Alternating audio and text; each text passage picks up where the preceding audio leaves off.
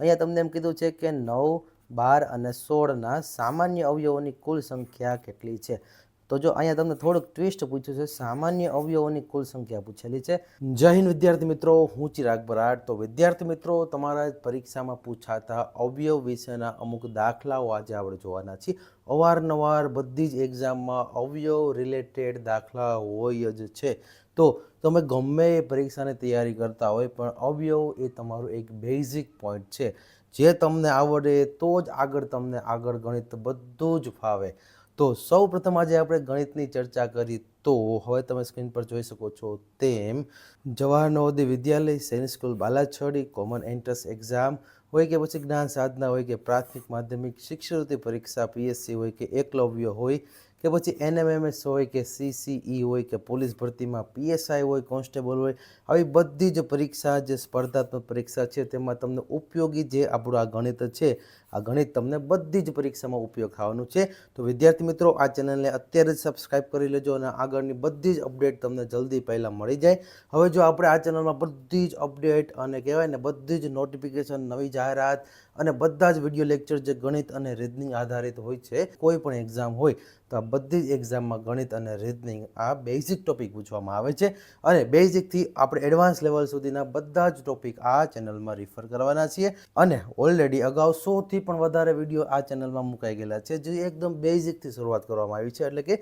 ગણિતના એકદમ પાયાથી શરૂઆત કરવામાં આવી છે. તો સૌ પ્રથમ તમે આ વિડીયો પણ જોઈ લેજો. અને હવે આપણે આજના લેક્ચરની જો શરૂઆત કરીએ તો આજે જોવાના છીએ અવયવ આધારિત પરીક્ષામાં પૂછાતા પ્રશ્નો. એટલે કે વિદ્યાર્થી મિત્રો, અવયવ એટલે કે અવયવ કોને કહેવાય? તો કે અવયવ એટલે કે આપેલી સંખ્યાને જે સંખ્યા વડે નિશેષ ભાગી શકાય, આ નિશેષ ભાગી શકાતી બધી જ સંખ્યાને અવયવ કહેવામાં આવે છે. હવે જો હું તમને એમ કહું કે માનો કે 8 છે, તો આ 8ને હું પહેલાં 2થી ભાગું તો 2 ચોક 8 થાય. માઇનસ કરો એટલે 0 આવે એટલે આ નિશેષ થયું. તો 0 આવે એટલે કે શેષ 0 આવે એટલે નિશેષ થયું. તો અહીંયા 8ને 2 વડે નિશેષ ભાગી શકાય એમ કહેવાય. હવે પછી પાછું એમ કહું કે માનો કે આ 4 મૂકું તો 4 દુ 8 થાય. તો અહીંયા પણ 0 આવે. તો આ 0 નિશેષ આવે છે એટલે કે 8ને 4 વડે નિશેષ ભાગી શકાય. એટલે કે 1ને તો પછી બધા વડે ભાગી શકાય. એટલે કે માનો કે 8માં હું 1થી ભાગાકાર કરું તો 1 8 8. આવું તો તમને આવડે વિદ્યાર્થી મિત્રો. એટલે કે આ નિશેષ કોને કહેવાય? તો કે જેમાં શેષ 0 0 વધે એવી બધી જ સંખ્યા જે ભાગાકારમાં લીધી હોય આપણે ભાજક તરીકે, એ બધી સંખ્યાને 1 2 4 એટલે કે અહીંયા 8ના અવયવ તરીકે આપણે 1 2 અને 4ને કહી શકીએ. એટલે કે વિદ્યાર્થી મિત્રો, અહીંયા જો હજી એકવાર આપણે આ ઉદાહરણમાં સમજીએ તો જેમ 8ના અવયવ છે એમ 8ના અવયવ અહીંયા પડે છે 1 2 અને 4. એટલે કે વિદ્યાર્થી મિત્રો, 8 એવી સંખ્યા છે જેને 2 વડે નિશેષ ભાગી શકાય, 4 વડે નિશેષ ભાગી શકાય અને બધી સંખ્યાને 1 વડે તો નિશેષ ભાગી શકાતી હોય. એટલે કે અહીંયા 8ના અવયવ આપણે કહેવાય તો 1 2 અને 4 કહેવાય. હવે જો એ જ રીતે હું તમને આગળ વાત કરું, હવે માનો કે મારે હવે 9ના અવયવની વાત કરવી છે. તો જો 9ના અવયવ એટલે કે મારે 9ના અવયવ જોતા હોય તો જો 9ને પહેલાં તો કેટલી સંખ્યા વડે નિશેષ ભાગી શકાય? એટલે કે 1 વડે તો ભાગી શકાય. એટલે 1 9 ને 9 એટલે 0 આવી ગયો, નિશેષ થયું. હવે એ જ રીતે હું અહીં 2થી ભાગું તો 2થી ભાગાકાર ન ચાલે, કારણ કે 2થી ભાગાકાર કરવો હોય તો બેકી સંખ્યા હોવી જોઈએ. એટલે અહીંયા 2થી ભાગ ન ચાલે. હવે એ જ રીતે હું 9ને અહીંયા 3થી ભાગાકાર કરું વિદ્યાર્થી મિત્રો, તો 3 તેરીને 9 થાય. અહીંયા 0 આવશે નિશેષમાં. પછી જો મારે હવે જો વિદ્યાર્થી મિત્રો હવે 4થી ભાગાકાર ન હાલે, કારણ કે 4ના ઘડિયામાં 9 ન આવે, 5થી ન હાલે, 6થી ન હાલે. હવે છેલ્લે 9 એકા 9 થાય. એટલે કે 9ને હું 9થી જ ભાગાકાર કરું તો 9 એકા 9. એટલે કે અહીંયા આ 9 વડે, 3 વડે અને 1 વડે. એટલે કે હું એમ કહી શકું કે 1 3 અને 9 એ 9ના અવયવી થાય. હવે જો તમે એક તો આ રીતે તમારે આ ગણતરી સમજાય એ રીતે મેં સમજાવ્યું છે. હવે માનો કે તમને પરીક્ષામાં સીધું એમ પૂછે છે કે 9ના અવયવી શું? તો 9ના અવયવી માટે તમારે ખાલી એટલું જ વિચારવાનું કે 9 એ કોના ઘડિયામાં આવે? તો જો 1ના ઘડિયામાં પહેલાં તો બધા આવતા હોય, એટલે કે 1 9 અને 9.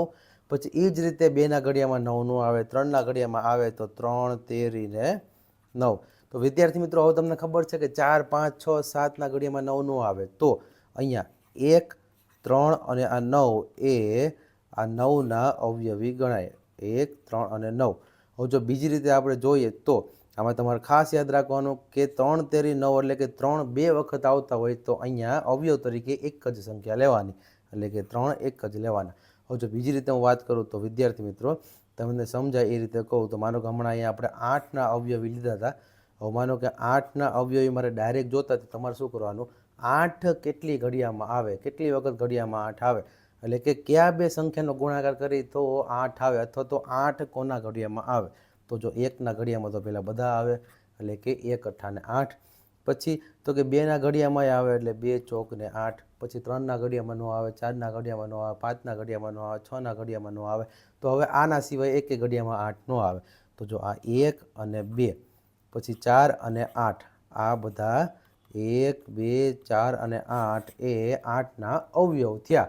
તો જો અવયવ એટલે કે જે બે સંખ્યા વડે એનો ગુણાકાર થઈ શકતો હોય, અથવા તો 8ના અવયવ હોય તો 8 કોના ઘડિયામાં આવે, એટલે કે કયા બે ગુણાકારથી 8 બને, તો 1 અઠ્ઠા પણ 8 બને અને 2 ચોક પણ 8 બને, એટલે કે આ 1 2 4 અને 8 ને એના અવયવ કહેવાશે.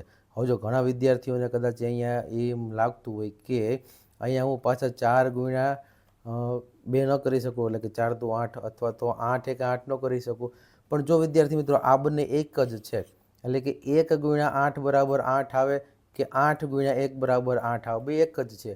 એ જ રીતે 2 ગુણ્યા 4 બરાબર પણ 8 થાય અને 4 દૂને પણ 8 થાય. એટલે કે આ 1 અને 2 મેં એ રીતે લાઈનમાં લખ્યું છે, એટલે તમને અહીંયા અવયવ લખવામાં ખબર પડે, 1 2 4 8, એટલે કે ચડતા ક્રમમાં એક સરખું ક્રમબંધ લખાય. એના લીધે મેં અહીંયા 1થી શરૂઆત કરી છે. એટલે કે જો તમારે 4 દુ 8 કરવા હોય તો 2 દુ 4 છે, એમ 4 દુ 8 થાય, બે એક જ છે. એટલે કે તમારે એક જ વાર લખવાના, 1 ગુણ્યા 8 લખો એટલે 8 ગુણ્યા 1 પણ થઈ ગયું, 2 ગુણ્યા 4 લખો છો એટલે 4 ગુણ્યા 2 પણ થઈ જાય. અહીંયા તમારે કોઈ પણ ગુણાકાર એક જ વખત લખવાનો, અથવા તો તમે એમ પણ કહી શકો કે અહીંયા 2 ગુણ્યા 4 છે, તો પછી હવે 4 દુ 8 આવે તો અહીંયાથી હવે આ રિવર્સ થાય, આ 2 ગુણ્યા 4 થયું, પછી આવે 4 દુ 8, પછી આવે 8 ગુણ્યા 1. તો વિદ્યાર્થી મિત્રો આ રીતે આપણે અવયવ બનાવતા શીખવાના છે. એટલે કે કોઈ પણ સંખ્યા આપેલી હોય તો તેના અવયવ બનાવવામાં તમારે એક જ કામ કરવાનું કે એના ઘડિયા યાદ કરવાના. હવે જો અહીંયા આપણે 12ના અવયવની કુલ સંખ્યા પૂછેલી છે, 12ના અવયવની કુલ સંખ્યા કેટલી થાય, તો તમારે શું કરવાનું, 12 એ કોના ઘડિયામાં આવે, તો કે 1 ગુણ્યા 12 બરાબર 12, પછી 2 ગુણ્યા 6 બરાબર 12, પછી 3 ગુણ્યા 4 બરાબર 12. તો હવે તમને એમ લાગશે કે 4 ગુણ્યા 3 એટલે 4 તેરી 12. તો વિદ્યાર્થી મિત્રો અહીંયા ઓલરેડી 4 તેરી 12 પણ થાય, 6 દુ 12 પણ થાય અને 12 એકા 12 પણ થાય, એટલે કે એક જ વાર આ ઘડિયા લખવાના. હવે આ 1 ગુણ્યા 12 કહેવાય ને 12 ગુણ્યા 1 કહેવાય. પછી 2 ગુણ્યા 6 છે એ 2 ગુણ્યા 6 થાય ને 6 ગુણ્યા 12 થાય. આ બંને એક જ ઘડિયામાં આવી ગયો, એટલે ડબલ ડબલ નહીં લખવાના. 3 ચોક 12 થાય ને 4 તેરી પણ 12 થાય, એક જ વાર લખવાનું. પણ આ જો આ તમે શરૂઆતથી લખો ને તો અહીંયા તમને 1 2 3 4 6 અને 12 એમ ક્રમબંધ તમને ચડતા ક્રમમાં મળે. હવે જો 1, પછી અહીંયા 2, પછી 3 4 6 અને 12, એટલે કે અહીંયા જે પણ સંખ્યા આવશે ને આ બધી સંખ્યા એના અવયવ કહેવાશે. તમારે ખાલી એટલું જ વિચારવાનું કે કયા ઘડિયામાં આવે છે એ ઘડિયો એનો અવયવ. હવે જો અહીંયા આપણે 1 2 3 4 6 અને 12 એ 12ના અવયવ મળી ગયા. હવે એ જ રીતે આપણે પછીનો દાખલો જોઈએ તો 18ના અવયવ કીધા છે. તો 18ના અવયવ એટલે કે તમારે શું વિચારવાનું, 18 કોના ઘડિયામાં આવે, તો કે પહેલાં તો 1 ગુણ્યા 18 એટલે 18 થાય, પછી તો કે 2 ગુણ્યા 9 એટલે 18 થાય, પછી 3 ગુણ્યા 6 એટલે 18 થાય. હવે જો અહીંયા તમે 4ના ભાગ ન પડે, એટલે કે 4ના ઘડિયામાં ન આવે 18, 5ના ઘડિયામાં ન આવે, 6 તેરી 18 થાય તો 3 ગુણ્યા 6 લેખે એમાં 6 તેરી 18 પણ આવી ગયા, 2 ગુણ્યા 9 લેખે એમાં 9 દુ 18 પણ આવી ગયા, અને 18 એક 18 પણ આવી ગયા. એટલે કે અહીંયા તમે આ જે જોવો છો આ બધા આપણા અવયવ છે. એટલે કે 1 તો કે 1, પછી 2, આ 2, પછી એ જ રીતે હવે અહીંયા 3, તો અહીંયા 3 આવશે, પછી 6 તો 6, પછી 9 તો 9 આવશે, અને પછી આવશે 18 પોતે તો 18. તો વિદ્યાર્થી મિત્રો અહીંયા 1 2 3 6 9 અને 18 એ 18ના અવયવ ગણાશે. ત્યાર પછી હવે આપણે જોઈએ તો ત્રીજો દાખલામાં એમ કીધું છે કે 32ના અવયવની કુલ સંખ્યા કેટલી થાય. એટલે 32 કેટલા ઘડિયામાં આવે? તો કે પહેલાં તો સૌ પ્રથમ 1 ગુણ્યા 32 કરો એટલે 32 આવે. એ જ રીતે વિદ્યાર્થી મિત્રો 2 ગુણ્યા 16 કરો અથવા તો 16 દૂને 32.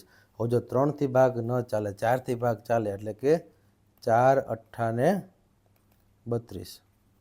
પછી 5થી ભાગ ન ચાલે, 6થી ભાગ ન ચાલે, 7થી ભાગ ન ચાલે, તો 8થી ચાલે તો 8 ચોક 32 આવી ગયું, 16 દુ 32 આવી ગયું, 32 એકા 32 આવી ગયું.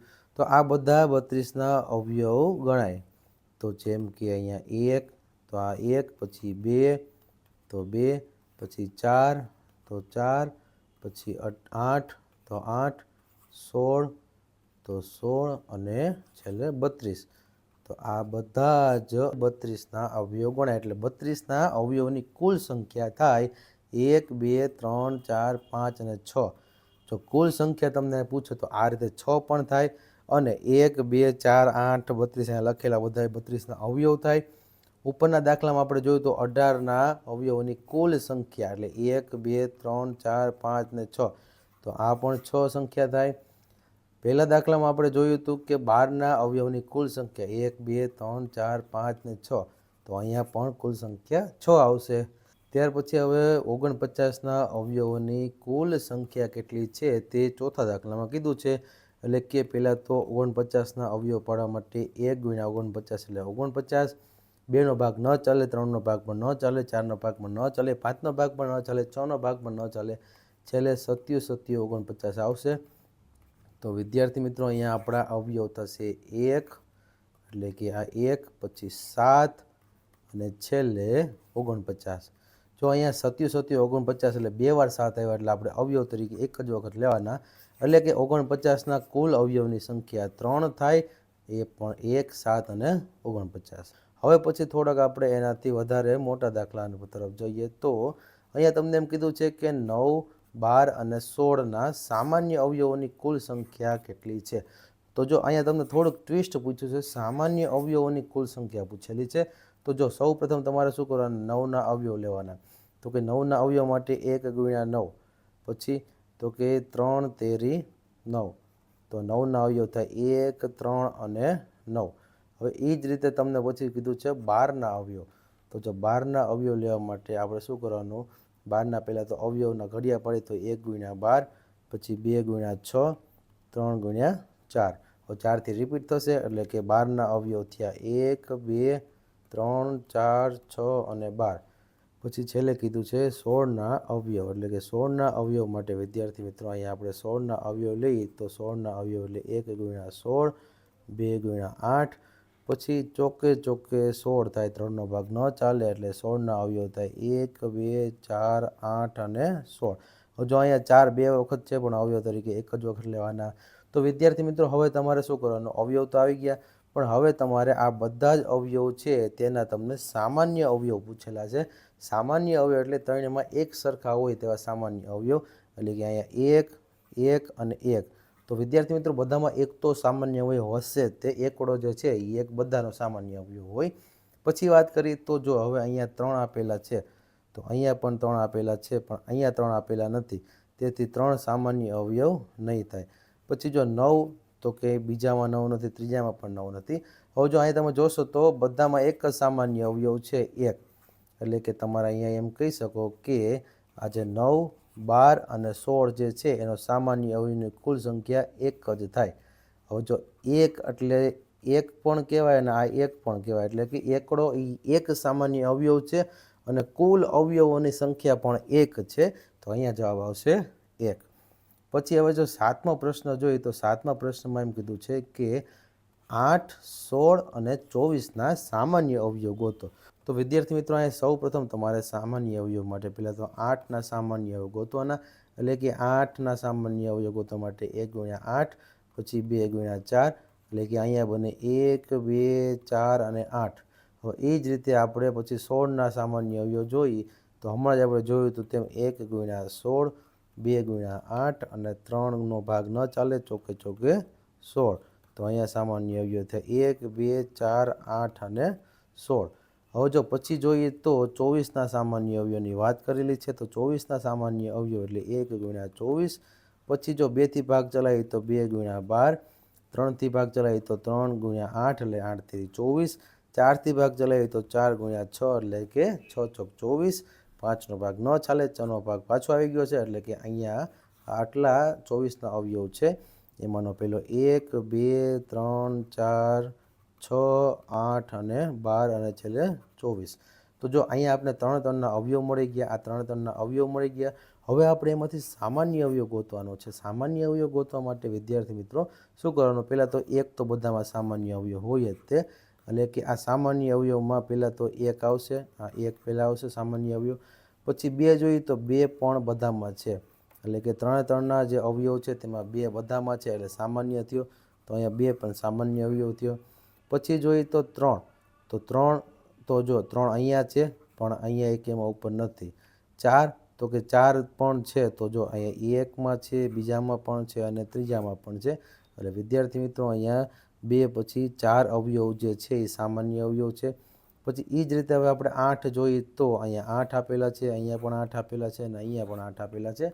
એટલે કે અહીંયા 4 પછી બીજા 8 અવયવ પણ સામાન્ય છે. હવે જો અહીંયા આ પહેલી જે 8ના અવયવની સંખ્યાની રો છે એ જ પૂરી થઈ ગઈ. એટલે કે હવે આ બીજામાં ગમે એટલા હોય કાંઈ ફરક ન પડે, કારણ કે પહેલાં જે અવયવ હતા એ પહેલાં અવયવ તો બધા પૂરા થઈ ગયા છે. એટલે કે હવે આ બધા અવયવ પૂરા થઈ ગયા છે. હવે આગળ કાંઈ છે નહીં, તો હવે અહીંયા ગમે એટલા હોય કંઈ ફરક ન પડે. એટલે કે અહીંયા આપણે સામાન્ય અવયવ મળ્યા 1, 2, 4 અને 8. અને જો તમને એમ પૂછવું છે કે કુલ સંખ્યા પૂછી છે, એટલે કે કુલ સંખ્યા પૂછે ને તો તમારે 4 લખવાના, કારણ કે અહીંયા 1, 2, 3 અને 4 આ રીતે તમને કુલ 4 સંખ્યા આપેલી છે. આ 4 સંખ્યા કુલ છે એમાંથી 1, 2, 4 અને 8 એમ મળીને કુલ 4 સંખ્યાઓ આમાં સામાન્ય છે. અને ખાલી એમ પૂછે કે 1, 2, 3, 4 એમ પૂછે કે આમાંથી કયા સામાન્ય અવયવ છે, તો 1, 2, 4 અને 6. અને કુલ સંખ્યામાં પૂછે તો 4, જેમાં અહીંયા આપણે પૂછેલું છે કુલ સંખ્યા, તો કુલ સંખ્યા 4 અવયવની બનશે. ત્યાર પછી જોઈએ 8મો પ્રશ્ન. તો વિદ્યાર્થી મિત્રો 8મા પ્રશ્નમાં એમ કીધું છે કે 22ના અવયવ. તો પહેલાં આપણે 22ના અવયવ લેવાના. 22ના અવયવ એટલે 1 ગુણ્યા 22, પછી તો કે 2 ગુણ્યા 11, પછી તો કે હવે જો 3થી ભાગ ન ચાલે, 4થી ભાગ ન ચાલે, 5થી ભાગ ન ચાલે, 6થી ભાગ ન ચાલે, તો હવે એક પણથી ભાગ ન ચાલે, તો અહીંયા અવયવ થશે 1, 2, 11 અને 22. હવે જો 24ના ભાગ કરીએ તો હમણાં જ આપણે 24ના ભાગ જોયા, 24ના બહુ વધારે ભાગ પડે છે. એટલે 1 ગુણ્યા 24, 2 ગુણ્યા 12, 3 ગુણ્યા 8, 4 ગુણ્યા 6. હવે જો આ 6 પછી 7નો ભાગ ન પડે, એટલે કે હવે આપણે આ બધા અવયવ લખી લઈએ. તો 1, 2, 3, 4, 6, 8, 12 અને 24 આ બધા જ અવયવ છે 24ના. ત્યાર પછી કીધું છે 24ના અવયવ. 26ના અવયવ મેળવવા માટે તમારે 26 લખવાના. 1 ગુણ્યા 24, પછી 2 ગુણ્યા 13. હવે જો 26 છે તે બીજા ક્યાંય ઘડિયામાં આવતા નથી. 3ના ઘડિયામાં પણ ન આવે, 4ના ઘડિયામાં પણ ન આવે, 5ના, 6ના, 7ના, 8ના. એટલે કે વિદ્યાર્થી મિત્રો અહીંયા આપણે અવયવ બનશે 1, 2, 13 અને 26. તો અહીંયા આપણે અવયવ વિના આટલા બનશે. હવે જો આમાંથી સામાન્ય અવયવ ગોતવાના છે, કારણ કે આપણે પ્રશ્નમાં કીધું છે સામાન્ય અવયવ ગોતવાના છે. તો જો સામાન્ય અવયવ એટલે કે પહેલાં તો બધામાં 1 હોય, એટલે કે પહેલાં તો 1 આવશે જવાબ. એટલે કે અહીંયા સામાન્ય અવયવ તરીકે પહેલાં તો 1 આવશે. ત્યાર પછી જોઈએ તો 2, તો 2 પણ છે બધામાં, એટલે સામાન્ય અવયવ તરીકે અહીંયા આવશે 2. પછી જોઈએ તો વિદ્યાર્થી મિત્રો 11 અને 22. તો 11 અને 22 આમાં નથી, બીજામાં અને ત્રીજામાં પણ નથી. એટલે કે અહીંયા હવે આપણે બીજા કોઈ નંબરને જોવાના નહીં, કારણ કે આપણે ઉપરની જે રો છે એ પૂરી થઈ ગઈ છે. એટલે કે અહીંયા સામાન્ય અવયવ તરીકે તમને ખાલી 2 જ મળે છે. કુલ સંખ્યા પૂછેલી હોય વિદ્યાર્થી મિત્રો તો યાદ રાખજો કુલ સંખ્યા 2 છે. અહીંયા આપણે પૂછેલું છે કુલ સંખ્યા કેટલી મળે, તો કુલ સંખ્યા 2 મળે. અને આ 2 કઈ કઈ, તો કે એક 1 અને એક બીજી, એટલે કે 1 અને 2 આ કુલ 2 અવયવની સંખ્યા 22, 24 અને 26માં મળે છે. ત્યાર પછી વાત કરીએ તો હવે 9મા પ્રશ્નમાં જોઈએ તો 9મા પ્રશ્નમાં આપણે 15, 30 અને 25ના સામાન્ય અવયવ કીધા છે. તો 15, 30 અને 45ના સામાન્ય અવયવ કીધા છે. તો જો પહેલાં તો 15ના સામાન્ય અવયવ, એટલે કે પહેલાં તો 15 એકા 15, 3 પંચાને 15, બીજો કંઈ ભાગ ન ચાલે. એટલે કે અહીંયા 1, 3, 5 અને 15 એ સામાન્ય અવયવ નથી, પણ ખાલી અવયવ છે 15ના. હવે 30ના અવયવ જોઈએ તો 1 ગુણ્યા 30, 2 ગુણ્યા 15, 3 ગુણ્યા 10, પછી તો કે 5 ગુણ્યા 6, તો આટલા 30ના અવયવ પડશે. તો કે 1 2 3 5 6 10 15 અને 30. ત્યાર પછી જોઈએ તો 45ના અવયવ એટલે કે 1 ગુણ્યા 45, 2નો ભાગ ન ચાલે, એકી સંખ્યા છે. 3નો ભાગ ચાલે, તો કે 3 ગુણ્યા 15 એટલે 15 તેરી 45. પછી આ રીતે 4નો ભાગ જોઈએ તો 4નો ભાગ પણ ન ચાલે. 5નો ભાગ જોઈએ તો 5 9 અને 45 થશે. 6નો ભાગ જોઈ, 7નો ભાગ જોઈ, 8નો ભાગ જોઈ, ન ચાલે, જવા દો. 9નો ભાગ ચાલે, 9 5 45 આવી ગયું. પછી 1 3 5 9 15 અને 45. તો જો આપણે સામાન્ય અવયવ ગોતવા માટે પહેલાં આપણે આ 15 30 અને 45ના એમનો અવયવ પાડી લીધા. હવે તેમાંથી આપણે સામાન્ય જોવાના. સામાન્ય એટલે ત્રણેયમાં એક જ સરખા હોય તે. એટલે પહેલાં તો જો એક તો બધામાં હોવાનો જ છે, એટલે કે સામાન્ય અવયવ તરીકે પહેલાં તો એક આવશે. પછી જોઈએ તો હવે જો અહીંયા 2 આપેલા નથી, પણ અહીંયા 2 આપેલા છે, તો નીચે પણ નથી આપેલા. હવે 3 જોઈએ તો પહેલાં, બીજા અને આ ત્રીજા ત્રણેયમાં 3 આપેલા છે, એટલે કે અહીંયા સામાન્ય અવયવ 3 પણ આવશે. ત્યાર પછી જોઈએ 5, તો 5 પણ આપણે પહેલામાં છે, બીજામાં છે અને ત્રીજામાં પણ આપેલા હોવાથી વિદ્યાર્થી મિત્રો અહીંયા 3 પછી સામાન્ય અવયવ 5 પણ આવશે. પછી 15ની વાત કરી છે તો 15 અહીંયા છે, બીજામાં પણ છે અને ત્રીજામાં પણ છે, એટલે કે અહીંયા સામાન્ય અવયવ 15 પણ આવશે. તો આપણે હવે જોઈએ તો પહેલાં જે 15ના જે અવયવ છે એ પૂરા થઈ ગયા છે, એટલે હવે નીચે ગમે એટલા અવયવ હોય કાંઈ કામના નહીં, કારણ કે ઉપર 15ના અવયવમાં જ નથી, એટલે કે સામાન્ય અવયવ 3 એક સરખા બંને જ નહીં, કારણ કે પહેલામાં જ નથી આપેલા. તો હવે જો અહીંયા આટલા અવયવ જોઈ લઈએ એટલે ખબર પડી જાય કે આ જો નીચેના 2 અવયવમાં હોય તો સામાન્ય 3 સરખા હોય. હવે જો આપણે અહીંયા મળે છે 1 3 5 અને 15 એ 15 30 અને 45ના સામાન્ય અવયવ છે. સામાન્ય અવયવ એટલે ત્રણેયના અવયવમાં એ સંખ્યા હોય, ત્રણેયની સામાન્ય એટલે ત્રણેયમાં એ આપેલી હોય. તો અહીંયા આપણે જોઈએ તો કુલ સંખ્યા આપને મળે છે, આ કુલ સંખ્યા આપને મળે છે 4. અને ખાલી સેપરેટ કે કયા કયા અવયવ છે તો તમારે કહેવાનું કે 1 3 5 અને 15. કુલ સંખ્યા કે તો કહેવાનું 4.